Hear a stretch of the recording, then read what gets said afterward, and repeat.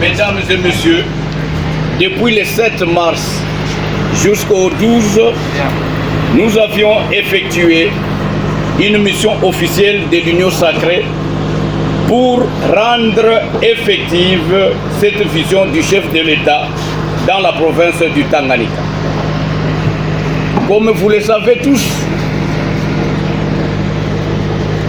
le 30 décembre 2018, les élections s'étaient tenues en République démocratique du Congo.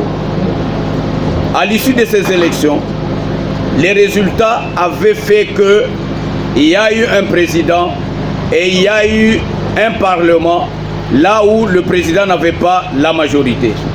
C'est ainsi qu'il sera décidé de gérer le pays dans une coalition qu'on a appelée FCC Cash.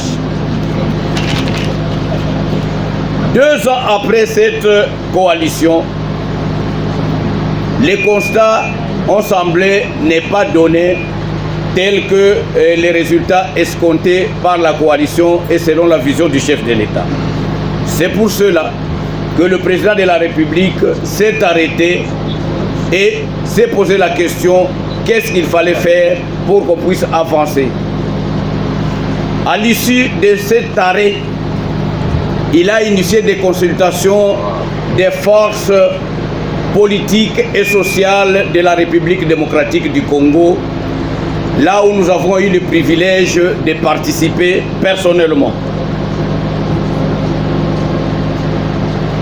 À l'issue de ces résultats, la majorité de la population congolaise avait souhaité qu'il y ait rupture de cette coalition FCC Cash. C'est ainsi que le président de la République, comme celui les répondants, les garants du développement de notre pays, a initié une vision qu'il a définie comme union sacrée pour la nation. Cette union sacrée, je ne saurais pas vous la définir, mais au moins je vais vous donner les grands points ou les idées forces de cette union. Dans cette union, le président de la République veut l'unité du Congo. C'est-à-dire que entre nous, il faudrait qu'il y ait l'unité pour que nous puissions devenir un pays fort, un pays libre et un pays prospère. Cette idée-là a eu l'engouement de toutes les forces politiques, comme je l'avais dit auparavant. Et cette vision est acceptée. C'est ainsi que vous allez remarquer les résultats suivants. L'Assemblée nationale, la majorité a changé. Nous avons une autre majorité qui n'est pas seulement la majorité de FCC ou la majorité de Cash ou de Ensemble ou MLC, mais la majorité de toutes les forces qui ont accepté cette vision. Le Sénat également. Le Premier ministre qui était issu de cette coalition FCC Cash ne pouvait plus continuer dans la nouvelle vision. C'est ainsi qu'aujourd'hui, il y a le Premier ministre Sama Lukonde Kyenge qui est nommé et qui est en train de préparer un gouvernement de l'Union sacrée. L'action du gouvernement est orientée vers la base.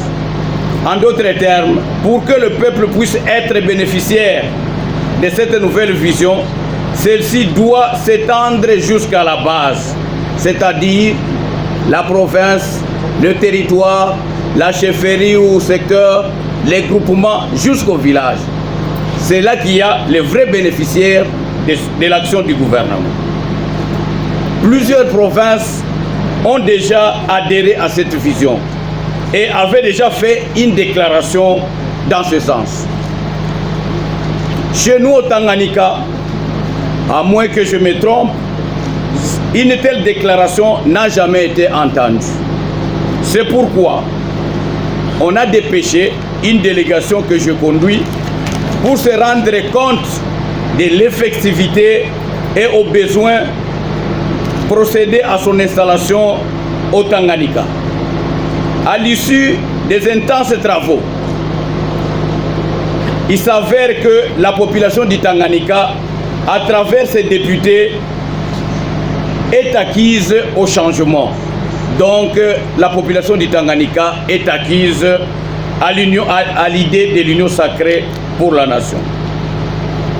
L'union sacrée est donc effective et plusieurs honorables députés l'ont concrétisée par la signature d'un acte d'adhésion à l'union sacrée prôné par le président de la République. J'ai cité ici.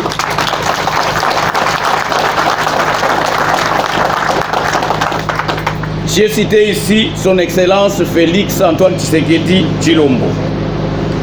À ce niveau, au nom des membres de la délégation et au mien propre, je tiens vraiment à féliciter sincèrement les honorables députés élus légitimes du peuple congolais pour la province du Tanganyika, pour la grandeur d'esprit. Et à travers eux, je félicite toute la population du Tanganyika et je vous remercie.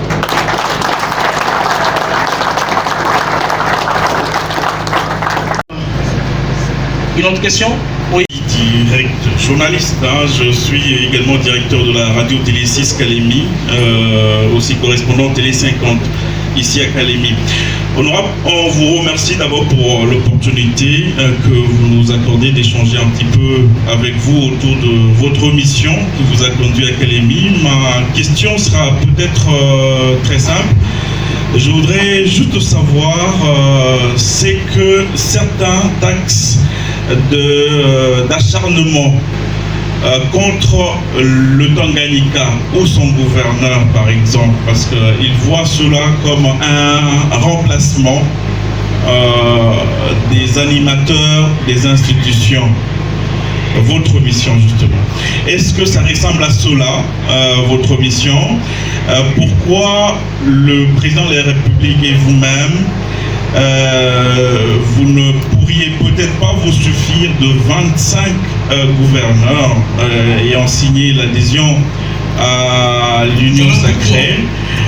Pourquoi justement n'est pas par exemple en tout cas vous satisfaire de ces 25 sur 26? Pourquoi carrément venir vouloir tout rafler? Donc 26 sur 26 a suffi apparemment, parce que le terme broyé a été très largement commenté à travers les médias et même d'autres bouches. On a même vu des vidéos et tout. Est-ce que cela ne serait pas une certaine forme de dictature sous laquelle on est revenu, lamentablement d'ailleurs, après plusieurs années qu'on a dû déplorer? Merci beaucoup. Honorable, depuis que vous êtes venu et depuis que vous êtes à Kinshasa, nous avons suivi du fond en comble vos déclarations, la manière dont vous avez eu à adhérer à l'Union sacrée de la nation, vision prônée par le chef de l'État. De prime abord, je voudrais d'abord savoir, honorable Jean-Mondra Kansabala, c'est quoi la motivation de ce basculement que je qualifie de brusquerie à cette vision qui n'a même pas de charte? Et pensez-vous que ce changement pourra répondre à certains défis développementaux de la population du Tanganyika? Si oui, comment? En deuxième lieu, est-ce que, en tant qu'élu du peuple, avez-vous mandat de faire effective cette nouvelle vision du chef de l'État aussi longtemps que vous avez été élu par le peuple? Et donc vous connaissez votre mandat parce que vous avez été élu par le peuple. Merci. Nous allons vous inviter à répondre d'abord à cette première série de questions. Merci beaucoup.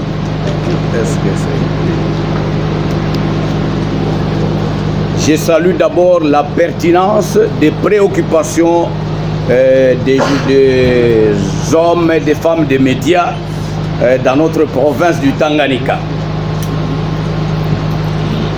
J'ai devant moi trois grandes préoccupations. La première préoccupation, j'ai perdu un peu le nom du journaliste qui m'a posé les questions. Non, la première. Benjamin Kasson. Ah, Benjamin, oui. Benjamin pose la question si pour faire tomber le gouvernement Ilunga Ilunkamba, il y a eu autant de signatures. Est-ce que ce n'est pas une façon que le président de la République voulait isoler son partenaire? Et ensuite, il se préoccupe de 2 ans, que les 2 ans passés, je suppose que c'est les 2 ans après les élections jusqu'à ce jour. Qu'est-ce que si c'était du temps perdu ou je crois du temps perdu. Et si cette alliance, ce n'est pas une alliance contre nature. Je crois que j'ai été plus ou moins fidèle parce que je ne peux pas reproduire textuellement comme l'auteur a conçu. Je crois que de prime abord, avant même qu'on puisse poser des questions, et les modérateurs a demandé aux journalistes que vous êtes de rentrer dans le cadre de notre mission. Le cadre de notre mission, ce n'est pas aujourd'hui que je vous explique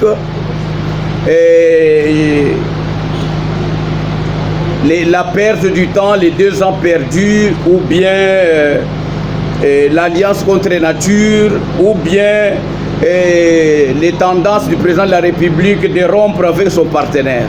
Ce n'est pas ça la mission. La mission ici, c'était que nous voulions nous rendre compte de l'effectivité de l'union sacrée dans le Tanganyika. Est-ce que la population du Tanganyika a adhéré à cette vision? Et que, avec cette réponse, je peux aborder déjà la deuxième question de votre confrère de Télé 6, qui dit que est-ce que ce ne sont pas des actes d'acharnement contre le gouvernement provincial? Je vous ai étalé les idées fortes ou bien les idées forces de l'union sacrée, que c'était l'unité du pays. Je ne sais pas, l'unité du pays, ce n'est pas seulement le Tanganyika. L'unité des pays, le pays a 26 provinces. Toutes ces provinces-là doivent être réunies pour faire un développement harmonieux du pays. On ne peut pas aller et vous ne pouvez pas amorcer des actions de développement pour un pays en laissant d'autres provinces. Ça c'est de 1. De 2. Vous dites que 25 ne suffisait pas sur 26 pour qu'on aille avec l'union sacrée. C'est-à-dire qu'en d'autres termes, vous voulez dire qu'il y ait 25 provinces qui marchent avec les chefs de l'État et une province qui ne marche pas avec les chefs de l'État. Est-ce que c'est la volonté de la population? Il ne faudrait pas que ce soit la volonté de nous les animateurs politiques et on fait subir la pression de manque de développement à la population. Voilà, c'est pour cela que moi je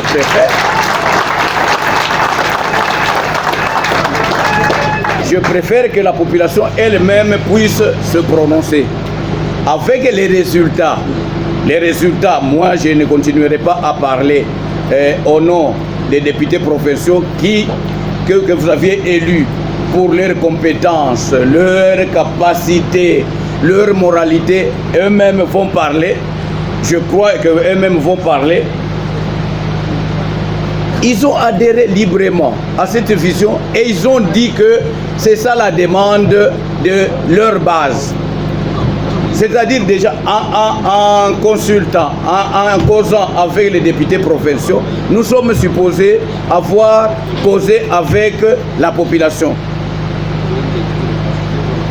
Et le terme brouillé qui revient encore. Oui, c'est un terme, qu'est-ce que nous avions dit? L'unité. Un pays uni, un pays fort, un pays libre, un pays prospère. Et si nous allons dans la vision de votre confrère de Télé 6, qui dit que est-ce qu'on ne peut pas avancer sans le Tanganyika.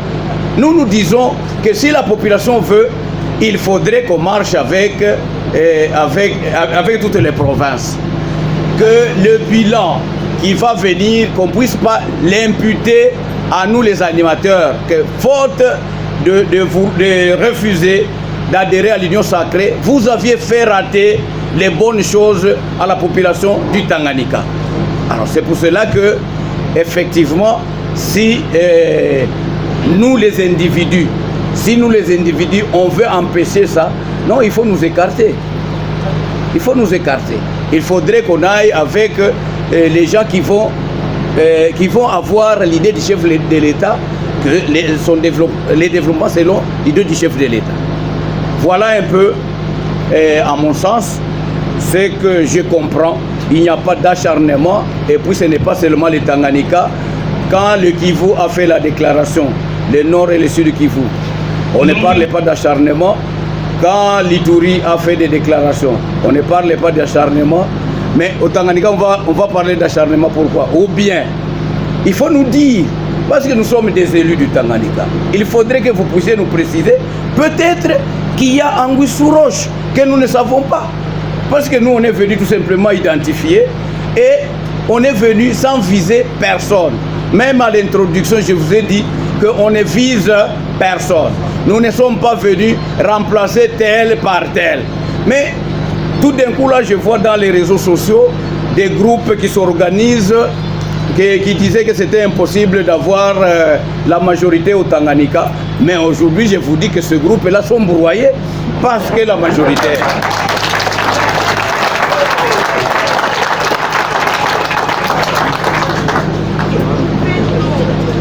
Et Cédric, le confrère Cédric, votre confrère Cédric, il parle qu'il me connaît très bien comme un élu du Tanganyika. Effectivement, je suis un élu. D'abord, pour ceux qui viennent de me voir pour la première fois. Moi, c'est Jean-Manda Kansabala, élu député provincial et national dans les territoires de Moba. Mais avec un ancrage pas à redouter dans les territoires de Kalemi. Et à nous aussi, on me connaît. C'est-à-dire que le Tanganyika me connaît. Alors, basculer par rapport à quoi? Est-ce que, parce que nous avions accepté l'idée du chef de l'État de l'Union sacrée? Et c'est ça le basculement? J'ai dit non. L'Union sacrée, c'est une vision. Le président de la République, il a dit qu'il veut un Congo uni, un Congo fort, un Congo libre, un Congo prospère. Mais si j'ai cette vision-là, c'est-à-dire Congo de quel type? Donc un Congo de malheur. Alors là, non. Si les gens peuvent s'attendre à ce que moi, je puisse adhérer à l'idée d'un Congo de malheur, un Congo divisé, ah là qu'ils attendent longtemps, peut-être après ma mort, parce que je n'adhérerai pas à ces idées.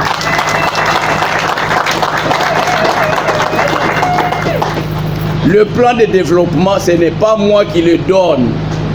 Le plan de développement, dans cette vision, il y a celui qui porte la vision, c'est le président de la République.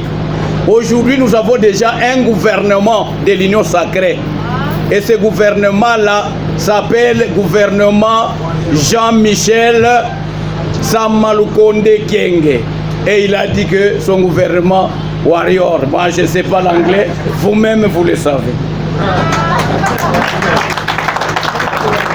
Ce gouvernement-là, si vous me posez la question, ma contribution à ce gouvernement, quand le gouvernement va venir avec son programme à l'Assemblée nationale, c'est là que nous allons demander à la population, parce que la population a adhéré à l'Union sacrée, cette population va nous dire que dans ce gouvernement, pour qu'on se retrouve, il ne faudrait pas qu'on manque ça, par exemple, les conflits, les Bantous, il faut que ça se termine une fois pour toutes.